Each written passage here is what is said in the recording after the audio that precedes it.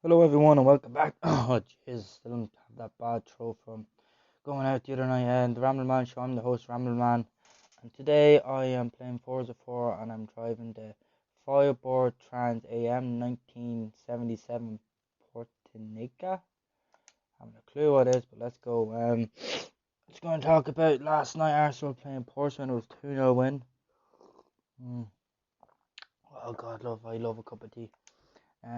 2-0 win with Socrates getting the first goal and Nketiah getting the second goal. It was oh, yet again just another performance where first half we were okay. Yet again we take too long to get into the game. We just took too long. But near the end we got that goal from Socrates. What a great finish as well. Didn't think it was actually. It was just. I thought the ball in from Nelson wasn't great, and then all you see is all you see is Socrates banging it in. I was like, Jesus, where the hell did that come from? And yeah, it was a comfortable. I think after we got that second goal, that was kind of it. It didn't really look like we were going to do anything in the game.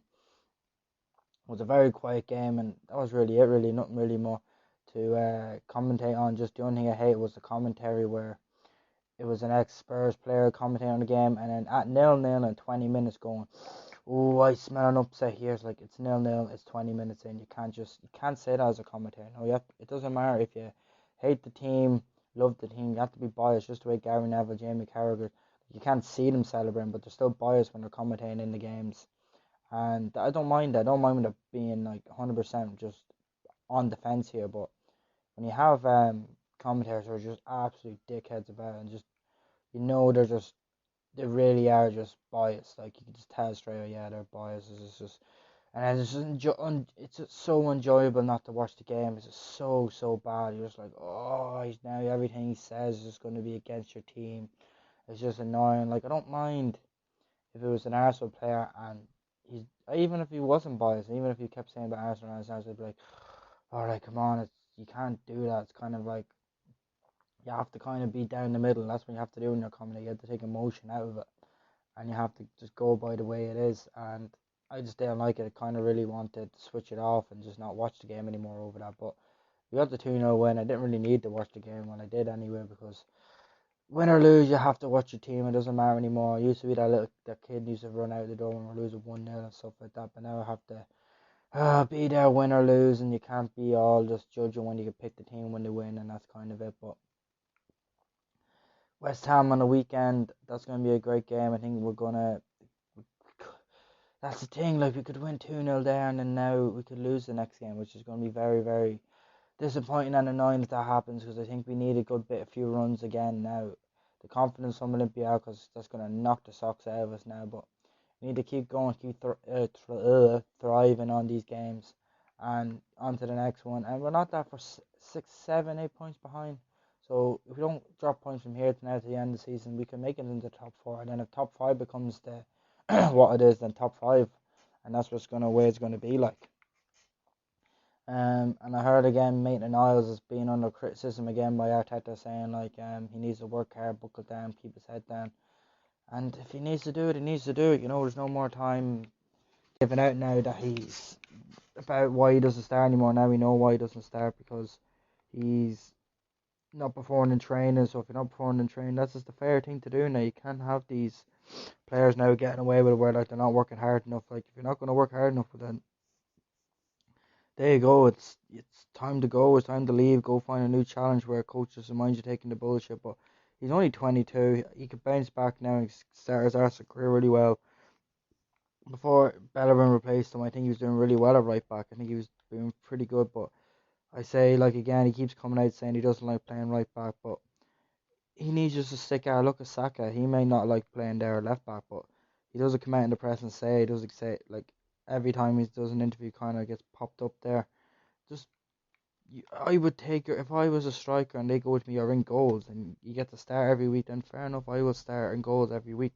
That's what your mindset should be now. It shouldn't be like you're a professional football. I remember playing on the Mead team. I know it was just not like friendly games or whatever, see if you're any good or not to be on the team. But I was a striker and I could play bloody right back. He asked me, I was on the bench. He goes, "You want to play right back?" I was like, "Yeah." He was like, "Are you sure?" And I was like, "Yeah." He goes, "You ever played?" I was like, "No."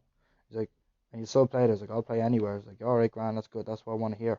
And every young player to take that into consideration. I know on one side of my career, I got put out. I was striker for ages, and that's my favorite position. Then I got put out right wing, all because I made like a 20-yard dash back to the defense and took a tackle. And and I remember one time our right winger was playing off, and I just said, I go, look, you go. I go into the coach, play him up front, and I'll go right wing because he can't. He's not getting back enough. He's not tracking back. He's not good enough there. And I know when I got put right wing, then I just hated it there. Hated playing there. I had the partner behind me wasn't great either. That's the thing I think you need best if you're a right wing and you have a right back. Like you just have to have like that partnership of overlap and covering and stuff like that. I just didn't like it. I just like being up in front. If I have a good partnership beside me, then I feel much better playing up front than having a strike partnership. Then you can get together a bit more. You can train together better. And then I had to leave, and I went and I said, look, I'm going to play. I want to play striker. I went to a team who were looking for a striker who needed goals, and we went there and look what happened. I became top goal scorer that year. Got us up. Got us. We won the league unbeaten, and yeah, I know I played a big part in doing that. Like being like there's always that last piece of the puzzle, you know, like you might go, you have this great team, but then you're just missing that one piece. Maybe it's a sixth man, maybe it's sorry, 12th man, sorry, in football. I'm thinking of NBA there because I was playing it there recently. But like, you need that 12th man, you need that person you can bring off the bench who makes a big difference, or you needed that strike partnership. And then the person I was playing up front, me and him were friends since we were in primary school. So like, that's what I mean. Like sometimes you just need to go where like you have people around you where you're going to play a bit better, and that's what I did. I went to a different team, went to the position I really wanted to play, and then when I was doing the trial for that team, SFAI coach was asking me who'd you play for, and all. I go, I'm on trial today for this team here, and they're like, oh, I'll put a word in for you for the NEC, and I was like, oh, what's that? And it's like, oh, the meeting. I was like, oh, right, fair enough, and then that was really it. Like I like when like that happens just randomly, but like main of knowledge, you're a professional level now. You can't be doing that now. That's what I mean. You just have to be a privilege to play for that club. Like it's a big club, Arsenal at the moment. I hope it stays that way. And if you're getting the chance to play anywhere on the pitch in the starting 11, just take it with open arms. You're a very good right back as it is. I think you do great if you keep there. Just look at the moment. You look around you. Who are you going to replace in the centre midfield anyway? Like this, yeah, looks like Oz is not getting dropped, which I don't understand, and which I think is just ridiculous. Here's agent came out saying, "Oh, he's not leaving. He's not leaving." Just leave. Why don't you just take one for the team and just be like, "Look, we can't have you here anymore. You're just on too much money. You're not putting in the work in. You're not being the player we thought you were going to be on this wages." Sorry. It's time for you just to, can you just do this solid for us and just go, just take the wage or take a wage cut or something, like, because we can't afford you being on these wages. You're not suiting the style. You've been a great service for the club, but just bite the bullet and just go. Like it's fine. Like we're not gonna no one Arsenal fan hates you for doing it. Like it won't matter if you went to another team. But we need to clear up the wage bills. We need to clear up a lot of players now, and he's just gonna have to take that step away and just let us rebuild again, because we're not going to rebuild around a team with Ozil in it. But it's going to be a big January transfer window for every single club. It's going to be a lot of moving parts with Mbappe, Neymar, Sancho. I think Real Madrid are going to be offloading a lot of players again.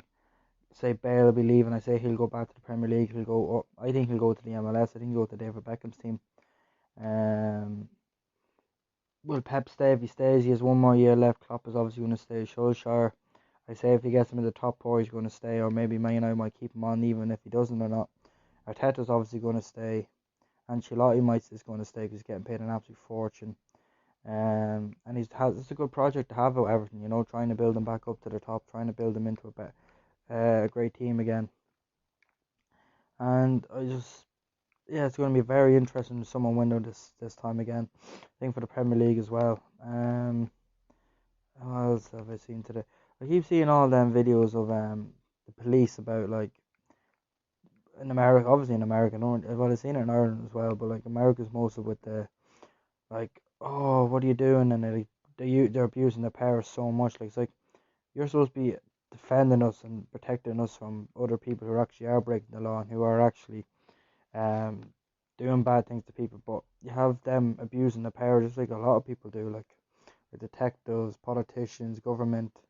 Uh, like they abuse their power. They abuse things that they can get through life. Some celebrities abuse their power as well when it comes to like food and women and men and cars, everything like adverts, whatever, like getting in front of the line, stuff like that. But like when you're a policeman or a Gardaí or anything that you can't abuse your power. You have to go for the letter of the law. You're there to serve and protect, not abuse your power to get like through a red light quicker than others just because you want to get the lunch on time, or you want to just because you maybe a racist and you don't like a certain type of person and you want to abuse your power just to make them have a bad day. It's just like you can't. It's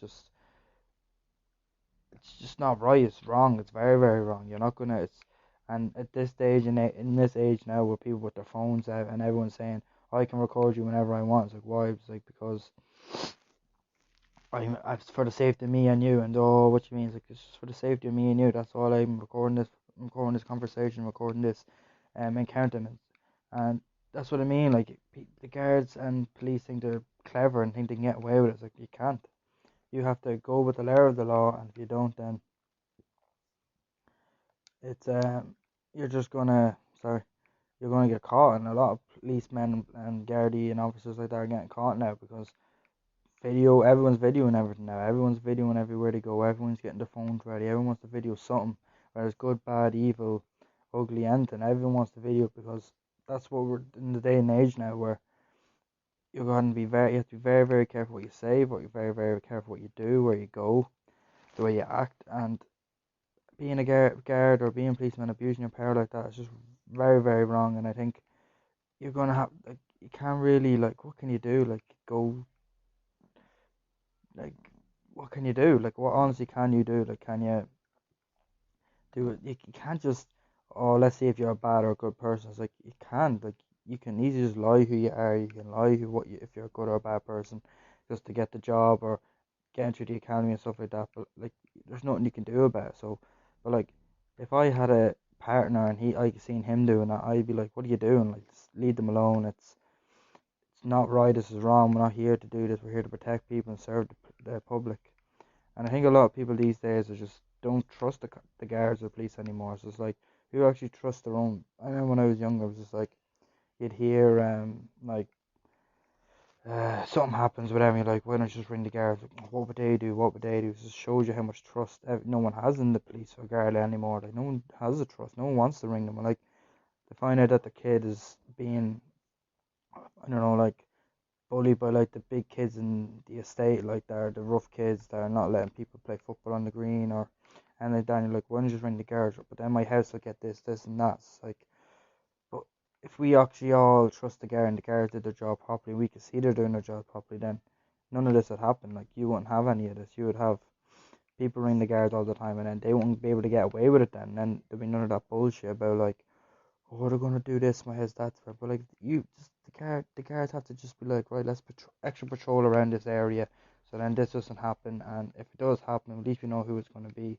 and they're gonna be locked up for a long, long time. And it doesn't matter like, oh, but you're a rat, you're this. Like, it's your home. It's your home. You shouldn't be scared to be able to be locked in your home all the time and not be able to go outside and play with the kids or sorry, let them be outside with their friends so that no one should ever you should never be scared of your own home.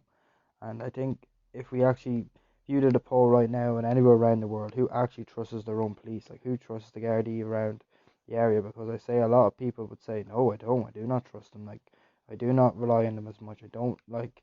I don't have the courage. Like I don't think I could. I would rather sort it out myself than ring the police or the guard or anything like that. It's just I don't think they do a good job, and a lot of people don't. A lot of people don't think they do a good job, and if they did their job properly, then people would ring the police or the Gardaí on. Sorry, on if something happens at home and this person is that person, or getting threatened, your house is going to get burned down or get broken into, stuff like that. Oh, sorry.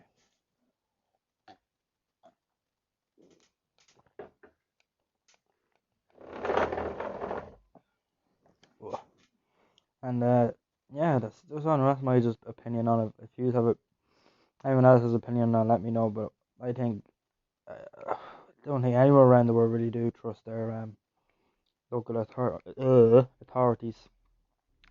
What else?